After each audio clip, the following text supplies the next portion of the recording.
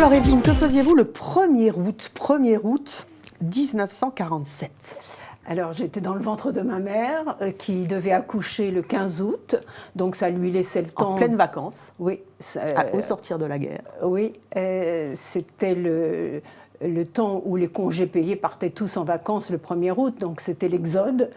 Mais ma mère avait le temps d'aller auprès de sa mère, accoucher à Grenoble. Ma grand-mère avait réservé la chambre à l'hôpital, etc.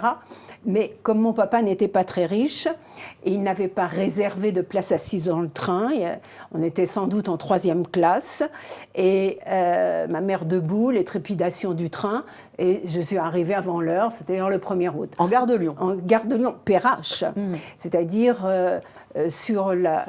entre Paris et Grenoble, parce qu'à l'époque, il fallait la nuit entière pour voyager. Et le TGV n'existant pas. Alors là, qu'est-ce qui se passe?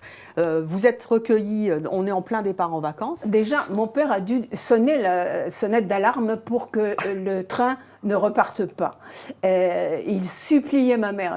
Mais retiens-toi jusqu'à Grenoble. Le problème, c'est que je suis arrivée avant et que donc nous avons été aidés par un médecin qui était là. Vous savez, tout le monde partait en vacances, donc il y avait bien un médecin dans le train.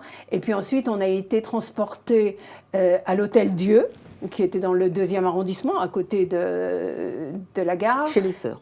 Oui, l'hôpital était tenu par des sœurs, et elles se sont écriées en nous voyant arriver, ma mère et moi, oh, le beau bébé que le bon Dieu vous a donné, madame. Et moi, je me suis évidemment prise pour une fille de Dieu, puisqu'on m'a toujours raconté cette histoire. Cette phrase, elle vous a pas marqué quand vous étiez bébé, mais elle vous a suivi longtemps. Hein. La fille de Dieu? Oui. Oui. Je continue à être une fille de Dieu et à Qu'est-ce que ça veut dire? Essayer de me comporter de telle sorte que Dieu soit fier de moi, content de moi. C'est-à-dire j'essaye d'être bienveillante dans tous les actes de ma vie.